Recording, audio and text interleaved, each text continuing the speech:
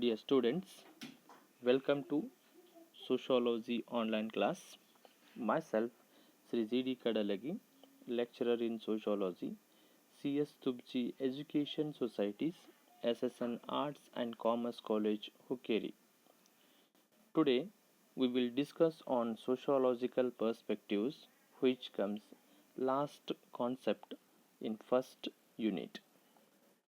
ಆತ್ಮೀಯ ವಿದ್ಯಾರ್ಥಿಗಳೇ, ಸಮಾಜಶಾಸ್ತ್ರ ತರಗತಿಗೆ ತಮ್ಮನ್ನು ಸ್ವಾಗತ ಕೋರುತ್ತಾ ನಾನು ಜಿ.ಡಿ. ಕಡಲಗಿ, ಸಮಾಜಶಾಸ್ತ್ರ ಉಪನ್ಯಾಸಕರು, ಸಿ.ಎಸ್. ತುಬ್ಜಿ ಶಿಕ್ಷಣ ಸಂಸ್ಥೆಯ SSN ಕಲಾ ಮತ್ತು ವಾಣಿಜ್ಯ ಮಹಾವಿದ್ಯಾಲಯ Hukkeri.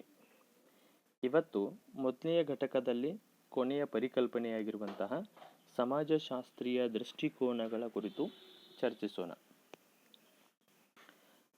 The major sociological perspectives.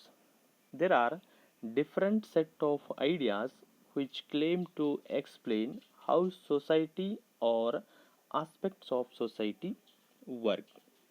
It means here different sociologists, they express their thoughts, views, how the society and social work develops stage by stage. The collection of all views, thoughts we consider as a sociological perspectives, and the most of sociologists are guided in their work by major theoretical perspectives. The broad assumptions about society and social behavior. Almost all the sociologists, they guide through their major theoretical perspectives how the society and social behavior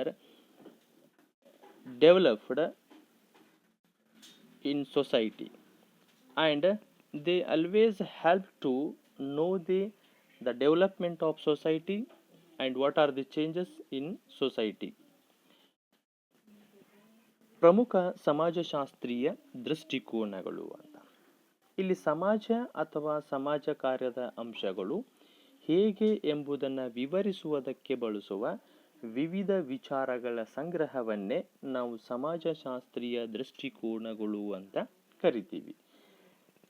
ಸಮಾಜಶಾಸ್ತ್ರಜ್ಞರು ತಮ್ಮದೇ ಆಗಿರುವಂಥ ಕೆಲವೊಂದು ವಿವಿಧ ವಿಚಾರಗಳ ಮೂಲಕ ಸಮಾಜ ಮತ್ತು ಸಮಾಜದ ಕಾರ್ಯದ ಅಂಶಗಳು ಹೇಗೆ ಕಾರ್ಯನಿರ್ವಹಿಸುತ್ತವೆ ಅಥವಾ ಹೇಗೆ ಬೆಳೆದು ಬರುತ್ತದೆ ಎನ್ನುವುದರ ಕುರಿತು ತಮ್ಮದೇ ಆಗಿರುವಂಥ ಕೆಲವೊಂದು ವಿವರಣೆಗಳನ್ನು ಕೊಟ್ಟಿದ್ದಾರೆ. ಆ ವಿವರಣೆಗಳನ್ನೇ ನಾವರ ಸಮಾಜಶಾಸ್ತ್ರಜ್ಞರ ದೃಷ್ಟಿಕೋನಗಳು ಅಂತ ಪರಿಗಣಿಸ್ತೀವಿ.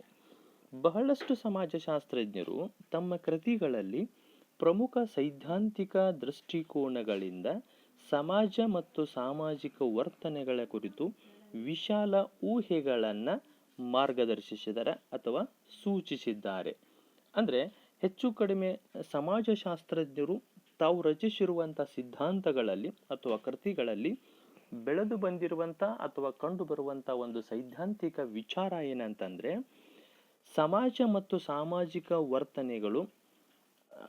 ವರ್ತನೆಗಳನ್ನೇ ಮುಖ್ಯ ಆಧಾರವಾಗಿಟ್ಟುಕೊಂಡು ಅವುಗಳ ಕುರಿತಾಗಿರುವಂಥ ವೈವಿಧ್ಯಮಯವಾಗಿರುವಂಥ ಒಂದು ವಿಶಾಲವಾಗಿರುವಂಥ ಕಲ್ಪನೆಗಳನ್ನು ನೀಡಿದ್ದಾರೆ. ಈ ವಿಶಾಲ ಕಲ್ಪನೆಗಳನ್ನು ವಿಚಾರಗಳನ್ನೇ ಅವರ ದೃಷ್ಟಿಕೋನಗಳು ಅಂತ ನಾವು ಪರಿಗಣಿಸ್ತೀವಿ. Some major sociological perspectives are, the first one,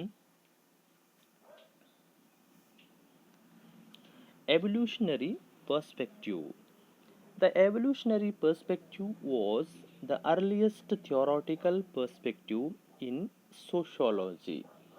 Here, the first social thinker Auguste Comte and the second one Herbert Spencer express their views how the society origin or evolute. Here that their thoughts or views we considered as they are the earliest views in sociology which express the origin of society. A common characteristic to most of the great social thinkers, how human societies had evolved from small scale and simple forms of organization to large scale and complex one. Here, what the earliest evolutionary thinkers express their views about the origin of society, they come to the common conclusion is that here human societies evolved from small size or simple form of organization to a large size and a complex nature. And based on the work of Auguste Comte and Herbert Spencer, it explained the growth of human societies. These evolutionary perspectives explain how the human societies developed stage by stage. The both persons' views are different. Auguste Comte and Herbert Spencer's views are different, but here the views we considered as evolutionary perspectives. ಮೊದಲನೇದು ಸಮಾಜಶಾಸ್ತ್ರೀಯ ದೃಷ್ಟಿಕೋನಗಳಲ್ಲಿ ವಿಕಾಸಾತ್ಮಕ ದೃಷ್ಟಿಕೋನ ಅಂತ. ವಿಕಾಸಾತ್ಮಕ ದೃಷ್ಟಿಕೋನವು ಸಮಾಜಶಾಸ್ತ್ರದಲ್ಲಿ ಆರಂಭಿಕ ಸೈದ್ಧಾಂತಿಕ ದೃಷ್ಟಿಕೋನ ಅಂತ ನಾವು ಪರಿಗಣಿಸ್ತೀವಿ. ಇಲ್ಲಿ ಸಮಾಜಶಾಸ್ತ್ರದ ಆರಂಭಿಕ ಚಿಂತಕರಾಗಿರುವಂತಹ ಅಗಸ್ಟ್ ಕೋಮ್ಟ್ ಮತ್ತು ಹರ್ಬರ್ಟ್ ಸ್ಪೆನ್ಸರರು ಸಮಾಜ ವಿಕಸನ ಹೊಂದುವುದರ ಕುರಿತು ತಮ್ಮದೇ ಆಗಿರುವಂಥ ಕೆಲವೊಂದು ದೃಷ್ಟಿಕೋನಗಳನ್ನು ವಿಚಾರಗಳನ್ನು ವ್ಯಕ್ತಪಡಿಸಿದ್ದಾರೆ. ಸೊ ಆ ಕಾರಣಕ್ಕಾಗಿ ಸಮಾಜಶಾಸ್ತ್ರದಲ್ಲಿ ಈ ವಿಕಾಸಾತ್ಮಕ ದೃಷ್ಟಿಕೋನಗಳು ಒಂದು ಆರಂಭಿಕ ದೃಷ್ಟಿಕೋನಗಳು ಅಂತ ನಾವು ಪರಿಗಣಿಸ್ತೀವಿ. ಪ್ರಮುಖ ಸಾಮಾಜಿಕ ಚಿಂತಕರ ಒಂದು ಸಾಮಾನ್ಯ ಲಕ್ಷಣವೆಂದರೆ ಹೇಗೆ ಮಾನವ ಸಮಾಜಗಳು ಚಿಕ್ಕ ಪ್ರಮಾಣದ ಸರಳ ಪ್ರಕಾರದ ಸಂಘಟನೆಯಿಂದ ದೊಡ್ಡ ಪ್ರಮಾಣದ ಮತ್ತು ಸಂಕೀರ್ಣ ರೂಪದ ಸಮಾಜಗಳಾಗಿ ವಿಕಸನ ಹೊಂದಿವೆ ಅನ್ನೋದನ್ನು ವ್ಯಕ್ತಪಡಿಸ್ತಾವ. ಅಂದರೆ ನಾವು ಇಲ್ಲಿ ಆರಂಭಿಕವಾಗಿರುವಂಥ ಸಾಮಾಜಿಕ ಚಿಂತಕರ ವಿಚಾರಗಳ ದೃಷ್ಟಿಕೋನಗಳ ಒಂದು ಸಾಮಾನ್ಯ ನಿರ್ಣಯ ಅಂತಂದರೆ ಹೆಚ್ಚು ಕಡಿಮೆ ಸಮಾಜಗಳು ಮಾನವ ಸಮಾಜಗಳು ಮೊದಲು ಅತ್ಯಂತ ಚಿಕ್ಕ ಗಾತ್ರದಿಂದ ಅತ್ಯಂತ ಸರಳವಾಗಿರುವಂಥ ಸಾಮಾಜಿಕ ಸ್ವರೂಪದಿಂದ ಹಿಡಿದು ಪ್ರಸ್ತುತ ಅವು ದೊಡ್ಡ ಗಾತ್ರದ ವಿಶಾಲ ಸ್ವರೂಪವನ್ನು ಹೊಂದಿರುವಂಥ ಅಷ್ಟೇ ಸಂಕೀರ್ಣವಾಗಿರುವಂಥ ಸಾಮಾಜಿಕ ಸ್ವರೂಪದಿಂದ ಕೂಡಿರುವಂಥ ಸಮಾಜಗಳಾಗಿ ವಿಕಸನ ಹೊಂದಿವೆ ಅನ್ನುವಂಥದ್ದನ್ನು ಈ ವಿಕಾಸಾತ್ಮಕ ದೃಷ್ಟಿಕೋನದಲ್ಲಿ ಕಾಣ್ತೀವಿ. ಅಗಸ್ಟ್ ಕೋಮ್ಟ್ ಮತ್ತು ಹರ್ಬರ್ಟ್ ಸ್ಪೆನ್ಸರರ ಕೃತಿಗಳ ಆಧಾರದ ಮೇಲೆ ಮಾನವ ಸಮಾಜಗಳ ಬೆಳವಣಿಗೆಯನ್ನು ವಿವರಿಸಲಾಗಿದೆ ಅಂತ. ಅಂದರೆ ಇಲ್ಲಿ ಅಗಸ್ಟ್ ಕೋಮ್ಟರ ಒಂದು ಮೂರು ಹಂತಗಳ ಸೂತ್ರವನ್ನು ತೆಗೆದುಕೊಂಡ್ರೆ, ಹರ್ಬರ್ಟ್ ಸ್ಪೆನ್ಸರರ ಸಮಾಜ ವಿಕಾಸ ವಿಚಾರವನ್ನು ತೆಗೆದುಕೊಂಡ್ರೆ ಸಮಾಜಗಳು ಹೇಗೆ ಹಂತ ಹಂತವಾಗಿ ವಿಕಸನಗೊಂಡಿವೆ ಅನ್ನುವಂಥ ಬೇರೆ ಬೇರೆ ಒಂದು ದೃಷ್ಟಿಕೋನಗಳನ್ನು ನಾವಿಲ್ಲಿ ಕಾಣ್ತೀವಿ. ಈ ದೃಷ್ಟಿಕೋನಗಳಲ್ಲಿ ಸಮಾಜವು ನಿಧಾನವಾಗಿ ಹಂತ ಹಂತವಾಗಿ ವಿಕಸನ ಹೊಂದಿದೆ ಅನ್ನೋದನ್ನು ಪ್ರತಿಪಾದಿಸೋದರಿಂದ ಇವುಗಳನ್ನು ವಿಕಾಸಾತ್ಮಕ ದೃಷ್ಟಿಕೋನಗಳು ಅಂತ ಪರಿಗಣಿಸ್ತೀವಿ. Then second one, functional perspectives. The functionalist perspective draws its original inspiration from the work of Herbert Spencer and Emile Durkheim. According to Spencer, any organism has a structure which consists of a number of interrelated parts. Each of these parts has a function to play in the life of the total organism. Here, according to functional perspectives, especially these perspectives we get through the works of Herbert Spencer and Emile Durkheim. Here the one person, Herbert Spencer, expressed that any organism has a structure, and here a structure had different parts, and the number of different parts they are always interrelated, and each of the part has a function to play in the life of a total organism. So it means here a function, a work of the living beings, it related to another parts. As the society also had different groups, institutions, communities, here they always work interrelatedly. So this is another one views how the society works, how the society develops. This is the another one view. ಎರಡನೆಯದು ಕಾರ್ಯಾತ್ಮಕ ದೃಷ್ಟಿಕೋನ. ಕಾರ್ಯಾತ್ಮಕ ದೃಷ್ಟಿಕೋನವು Herbert Spencer ಮತ್ತು Emile ಡರ್ಖೀಮರ ಕೃತಿಗಳಿಂದ ಮೂಲವಾಗಿ ಪ್ರಭಾವಿಸಲ್ಪಟ್ಟಿರುವಂಥದ್ದು. ಇಲ್ಲಿ Herbert ಸ್ಪೆನ್ಸರರ ಪ್ರಕಾರ ಯಾವುದೇ ಜೀವಿ ಹಲವಾರು ಅಂತರಾವಲಂಬಿತ ಭಾಗಗಳಿಂದ ಒಂದು ರಚನೆಯನ್ನು ಹೊಂದಿರುತ್ತದೆ. ಪ್ರತಿಯೊಂದು ಭಾಗವು ಜೀವಿಯ ಇಡೀ ಜೀವನದಲ್ಲಿ ಅದರದೇ ಆದ ಕಾಯಕವನ್ನು ನಿರ್ವಹಿಸುತ್ತದೆ. ಅಂದರೆ ಇವರ ಪ್ರಕಾರ ಒಂದು ಜೀವಿಯನ್ನ ಸಮಾಜಕ್ಕೆ ಹೋಲಿಕೆ ಮಾಡಿದಾರ. He compare a organism to society. ಒಂದು ಜೀವಿ ಹೇಗೆ ತನ್ನಲ್ಲಿ ಹಲವಾರು ಭಾಗಗಳನ್ನು ಹೊಂದಿ ಆ ಹಲವಾರು ಭಾಗಗಳು ಒಂದಕ್ಕೊಂದು ಪೂರಕವಾಗಿ ಕಾರ್ಯನಿರ್ವಹಿಸ್ತವೆ. ಹೀಗೆ ಅವು ಒಂದಕ್ಕೊಂದು ಪೂರಕವಾಗಿ ಕಾರ್ಯನಿರ್ವಹಿಸಿದಾಗ ಆ ಜೀವಿಯ ಇಡೀ ಜೀವನ ಅನ್ನುವಂಥದ್ದು ನಿರ್ವಹಿಸಲ್ಪಡ್ತದೆ ಅಂತ. ಹಾಗೆ ಸಮಾಜವು ಕೂಡ ಹಲವಾರು ಭಾಗಗಳನ್ನು ತನ್ನಲ್ಲಿ ಹೊಂದಿರ್ತದೆ. ಸಂಘ ಆಗಿರ್ಬೋದು, ಸಮೂಹಗಳಾಗಿರ್ಬೋದು, ಸಂಸ್ಥೆಯಾಗಿರ್ಬೋದು, ಈ ಥರ ಸಮುದಾಯಗಳಾಗಿರ್ಬೋದು, ಈ ಥರ ಬೇರೆ ಬೇರೆ ಭಾಗಗಳನ್ನು ಹೊಂದಿರ್ತದೆ. ಅವು ಒಂದಕ್ಕೊಂದು ಪೂರಕವಾಗಿ ಕಾರ್ಯನಿರ್ವಹಿಸೋದರಿಂದ ಒಂದು ಸಮಾಜ ನಿರಂತರವಾಗಿ ಕಾರ್ಯನಿರ್ವಹಿಸ್ತದ, ಒಂದು ಸಮಾಜ ಸಮಷ್ಟಿಯಾಗಿ ಕಂಡು ಬರ್ತದ ಅನ್ನುವಂಥ ವಿಚಾರವನ್ನ ಹರ್ಬರ್ಟ್ ಸ್ಪೆನ್ಸರ್ ವಿಚಾರಗಳಿಂದ ನಾವು ಪಡ್ಕೊಳ್ತೀವಿ. And here the major characteristics of functionalistic perspective. The first one, the social system. Here according to functional perspectives, the society has its own system, and the system always expressed through the functionalistic view, and every society has its own functional aspect. When it conducts different work, the whole social system continues. And another one, functions and dysfunctions. In every society there are some good functions and as well as there are some dysfunctions. So here they are always we found in almost all societies. ಇನ್ನು ಕಾರ್ಯಾತ್ಮಕ ದೃಷ್ಟಿಕೋನದ ಒಂದು ಲಕ್ಷಣಗಳ ಏನಂತ ನೋಡಿದರೆ, ಒಂದು ಸಾಮಾಜಿಕ ವ್ಯವಸ್ಥೆ ಎನ್ನುವಂಥದ್ದು.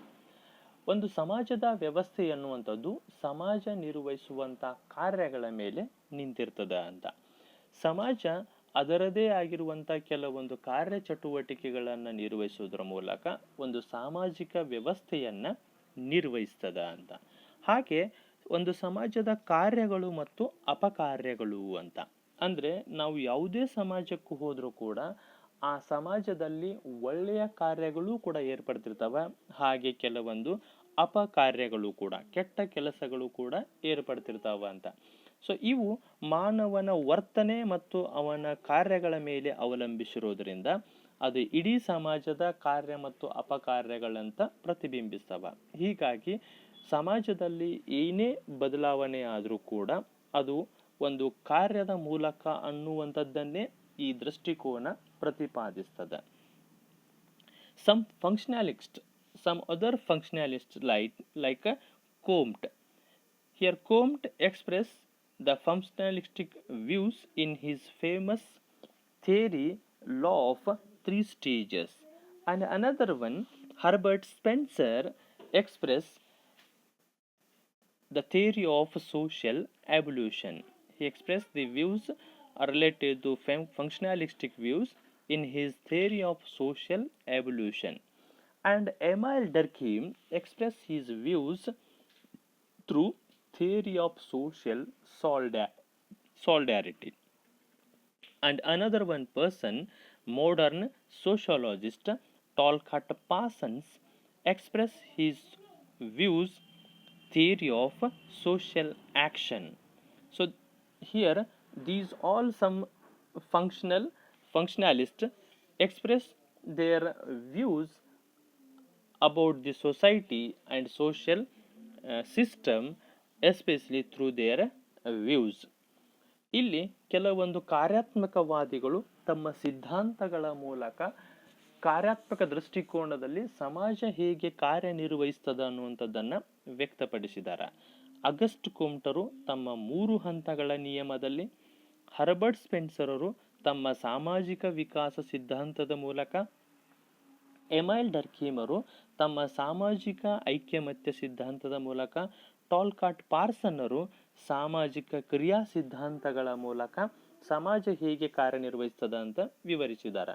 And another two functionalists, Radcliffe Brown, he expressed his views in his social structure, how the social structure established. And another one person, Robert Merton, in his The Study of Society. So the two views also express the functional perspectives, how the society structured and how the society works. ಇನ್ನಿಬ್ಬರು ಕಾರ್ಯಾತ್ಮಕವಾದಿಗಳು ಅಂತಂದರೆ Radcliffe ಬ್ರೌನರು ತಮ್ಮ ಸಾಮಾಜಿಕ ರಚನಾ ಸಿದ್ಧಾಂತದಲ್ಲಿ ಹೇಗೆ ಸಮಾಜ ಕಾರ್ಯಾತ್ಮಕ ಆಧಾರದ ಮೂಲಕ ರಚನೆಗೊಳ್ತದೆ ಅನ್ನೋದನ್ನು ವ್ಯಕ್ತಪಡಿಸಿದರೆ, Robert ಮರ್ಟನ್ನರು ಸಮಾಜದ ಅಧ್ಯಯನದಲ್ಲಿ ತಮ್ಮ ಒಂದು ವಿಚಾರಗಳನ್ನು, ಕಾರ್ಯಾತ್ಮಕ ವಿಷಯಕ್ಕೆ ಸಂಬಂಧಪಟ್ಟಿರುವಂಥ ಕೆಲವೊಂದು ವಿಚಾರಗಳನ್ನು ವ್ಯಕ್ತಪಡಿಸಿದ್ದಾರೆ. Then another one perspective, that is conflict perspective. Conflict theory is based largely on the writings of Karl Marx, who believed the class conflict is at the foundation of society. Especially in this perspective, we found the views only of Karl Marx, who expressed his conflict views through his most important theory in the class conflict. Here, according to him, the society take only origin with the help of class struggle or class conflict. Modern conflict theory, which is associated with such sociologists as C.W. Mills and Lewis Coser, they are also contribute how the society work and how the society work origin on the basis of conflict theory. ಸಂಘರ್ಷ ದೃಷ್ಟಿಕೋನ ಅನ್ನುವಂಥದ್ದು ಇನ್ನೊಂದು ಸಮಾಜಶಾಸ್ತ್ರೀಯ ದೃಷ್ಟಿಕೋನ. ಇಲ್ಲಿ